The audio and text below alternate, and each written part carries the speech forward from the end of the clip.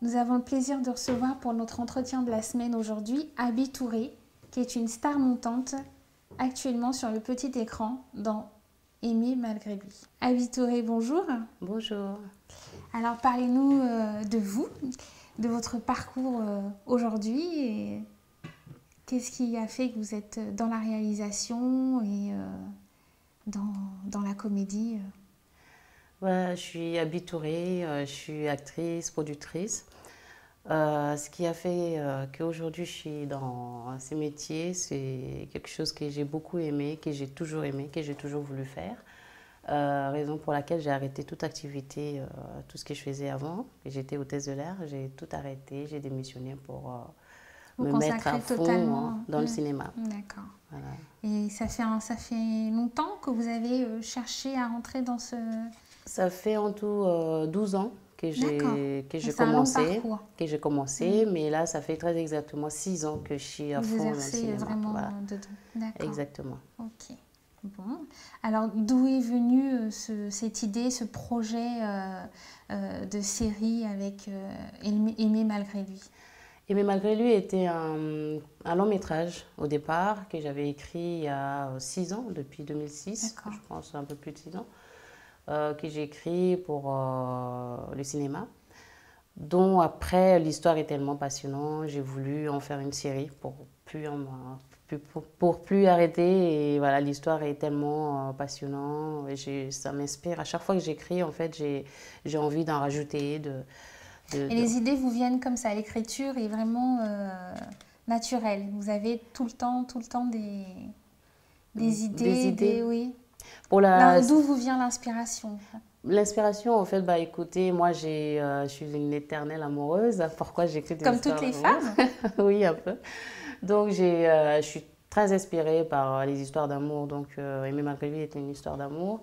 Bon, voilà, j'ai commencé l'écriture en 2006.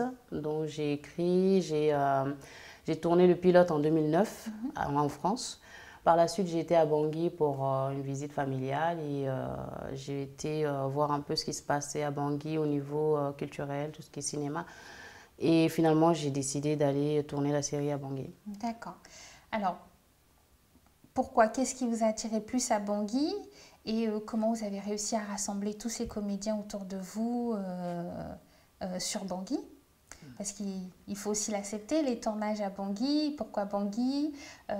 Ils ne sont pas tous d'origine centrafricaine, hein? Non, Non. non. Donc, est-ce que vous pouvez nous en dire plus?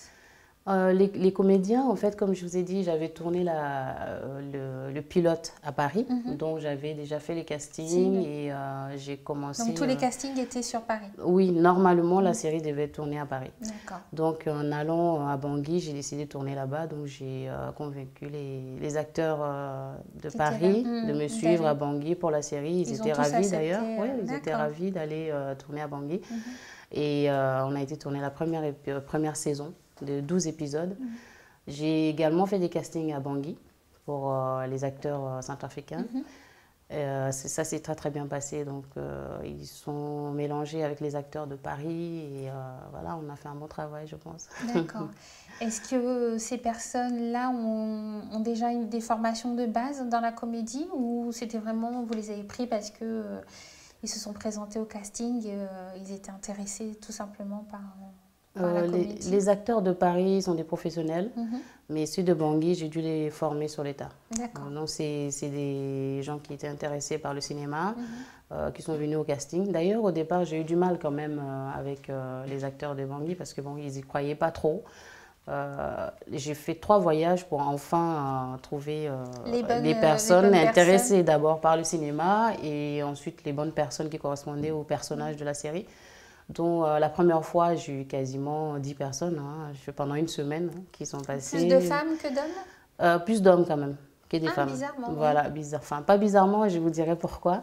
Et au bout de 3e voyage, à la fin, enfin, avec beaucoup de publicité, radio, télé, pour les appeler à venir au casting, finalement, j'ai eu quelques personnes qui sont venues, mais ils n'étaient pas très convaincus quand même.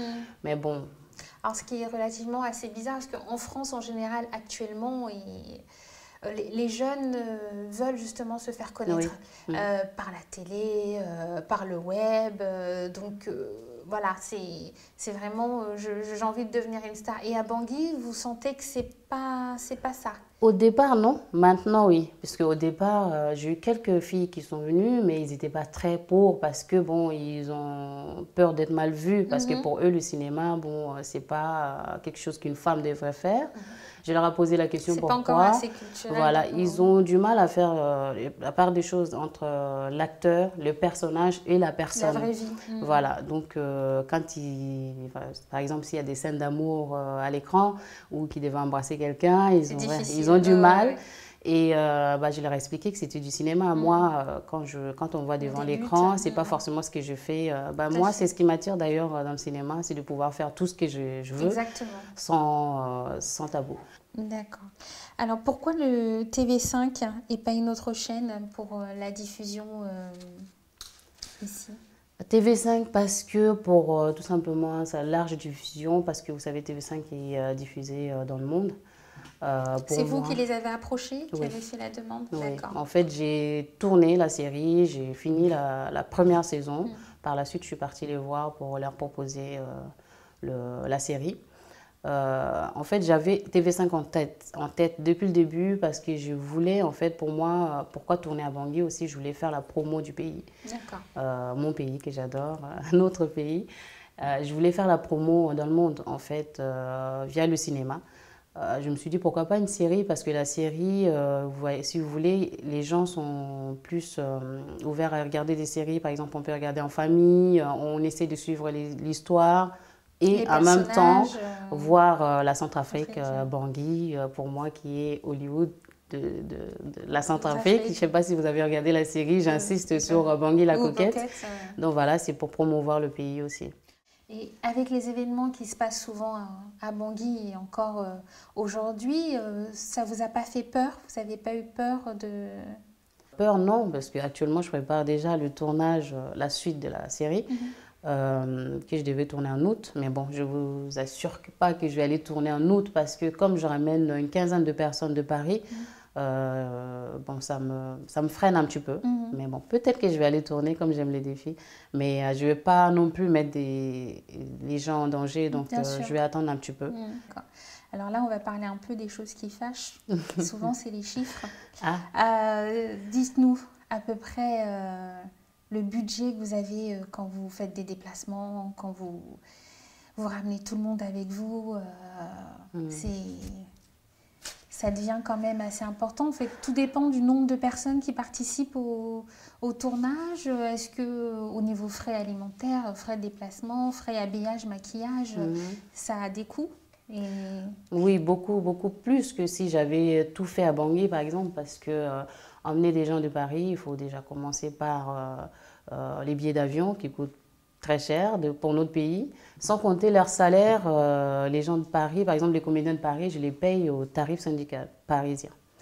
Pour ceux qui sont connus comme Émile Abossolo qui a tourné dans la série, qui a son salaire à lui, qui n'est pas pareil que les autres. Par exemple, c'est quelqu'un de connu qui a fait beaucoup des grands films. Donc, il y a tout ça qui se rajoute. Et oui, pour vous dire, c'est pas évident, c'est très lourd, mais il faut le faire. Et combien de temps de tournage vous avez La première saison, je m'étais un peu mal organisée. On a fait quand même presque 2 mois à Bangui pour 12 épisodes. Par la suite, on a fait 3 semaines. Alors qu'on avait tourné 2 saisons, 24 épisodes. D'accord. Voilà. Alors, vous dites que la première saison était diffusée à Bangui. Oui. Quel impact ça a eu sur le public ou la jeunesse centrafricaine? Les Centrafricains attendent à telle heure devant leur télévision en disant oh, le feuilleton commence. Ils vous suivent? Vous commencez, on vous reconnaît à Bangui quand vous venez Par le nom, oui, puisque j'ai fait beaucoup de radio, beaucoup de télé. Bon, c'est nouveau aussi, des tournages comme ça à Bangui, donc forcément, les gens ont déjà entendu parler, entendu le nom. Mais oui, ils ont regardé, sauf que vous savez, à Bangui, on a ces soucis de délestage où tout le monde n'a pas la chaîne non plus. Malheureusement, ils n'ont pas la chaîne nationale, ce qui est vraiment bizarre. Mais quelques personnes ils ont bien regardé. Et voilà, j'ai eu des bons enfin, bon Bientôt, retombées. vous pourriez plus vous balader dans Bangui. Non, mais j'aimerais pas. J'aimerais autant, pas arriver à ce niveau-là. Ouais. me balader sans avoir à Trop de voilà. Non, groupies, enfin, je vais pas dire m'interdire ça, mais j'ai envie d'être avec des rentrer dans la gens population. sans tout de même avoir à avoir des gardes de ou dire, de... ouais, Voilà, ouais. voilà. D'accord. J'essaie de faire ça. J'ai pas envie de Bon. tout de suite dire De voilà, là, ouais. ok, voilà. Non, non. Non, non. Donc, je suppose que vous avez entendu parler un peu des critiques, hein, quand même. Oui. Qu'est-ce que vous pensez des critiques quand on dit que c'est pas assez représentatif de la famille centrafricaine ou au niveau des personnages, il n'y a pas assez de Centrafricains, justement. Oui. Qu'est-ce que vous répondez à ça? Bah, les critiques, je pense que ça fait grandir, ça nous aide à Bien avancer. sûr. Donc moi, je le prends bien. Ça m'aide pour la prochaine fois à améliorer la série. Mais j'ai quand même des explications par rapport à ça. Comme je venais de dire tout à l'heure, quand je suis arrivée à Bangui, j'ai dû faire 3 voyages pour avoir quelques personnes qui sont intéressées. Et moi, j'ai voulu tellement faire cette série pour promouvoir notre pays, pour montrer que, bon, maintenant, j'ai bien fait d'ailleurs parce que maintenant, les comédiens centrafricains, moi je vais dire comédiens parce que là, maintenant, ils sont professionnels. Ils sont devenus, voilà. Parce qu'ils ont fait quand même 36 épisodes. Je pense qu'ils sont formés sur les tas, mais ils sont vraiment des professionnels maintenant. Et il y a beaucoup de filles. De plus en plus, je suis très contente parce que bon, j'ai ces petits côtés féministes qui veulent, ouais, qui m'appellent même à partir d'ici pour me dire, bon, bah, pour la prochaine, on aimerait bien comment on fait. Et moi, ça me fait plaisir. Donc voilà, je m'explique par rapport à pourquoi on ne voit pas tellement des Centrafricains. Si, parce qu'il y a quand même plus de 50% des comédiens sont centrafricains. Mais peut-être les rôles principaux viennent de Paris parce que bon, c'était un casting qui a été déjà fait. J'avais des contrats déjà avec les acteurs. Et je voulais aussi les emmener pour pouvoir profiter de leur savoir-faire, transmettre à des acteurs centrafricains ce qui s'est bien passé. Donc la suite, il y aura plus de Centrafricains dans la série. D'accord. Et, et par rapport aux histoires et la vie de tous les jours, parce qu'effectivement à Bangui, tout le monde ne peut pas s'habiller, s'alimenter ou vivre la vie que les personnages ont, c'est-à-dire très belle maison, belle voiture. Donc, est-ce que aussi, ça peut aussi faire peur aux Centrafricains en disant, bon, finalement, non, pas vraiment nous, écoutez, les voitures, les maisons sont à Bangui, c'est des Centrafricains. On va dire c'est l'autre côté en fait de la Centrafrique. C'est quelques familles qui vivent en Centrafrique qui sont comme ça. Cette histoire, je pense que tout le monde peut se retrouver, que ce soit en Europe, dans un autre pays d'Afrique, tout le monde peut se retrouver. On sait aujourd'hui que vous avez quand même un long parcours, qu'on vous souhaite vraiment de continuer. Qu'est-ce que vous souhaitez pour le futur et quel impact maintenant cette renommée a sur vous? Est-ce que ça vous permet d'avoir plus de contact avec d'autres professionnels, d'avoir d'autres projets en vue? C'est vrai que depuis la série, j'ai eu pas mal de contacts que j'avais pas avant. On m'a appelé de plusieurs pays d'ailleurs pour travailler avec eux, pour collaborer. Et j'ai eu même des Français qui voulaient travailler en Centrafrique. J'avais un projet de long métrage que je devais aller tourner en juillet. Malheureusement, les événements ont retardé. Mais je pense que ça va se faire dans la future. Et tout ce que je souhaite aujourd'hui, c'est que la paix revienne vraiment en Centrafrique, une bonne fois pour toutes, pour qu'on puisse avancer parce qu'on était bien partis. Et bon, bah, c'est pas trop tard, ça va venir. Et j'espère vraiment que la paix va revenir très vite parce que j'ai tellement des idées, tellement de projets et que j'ai envie de faire que en Centrafrique. Voilà. C'est super. Merci pour la Centrafrique. Merci. Notre entretien se termine avec Abi Touré. On espère vous retrouver très vite sur www.banguiwood.com et n'hésitez pas à nous laisser de commentaires. À très bientôt.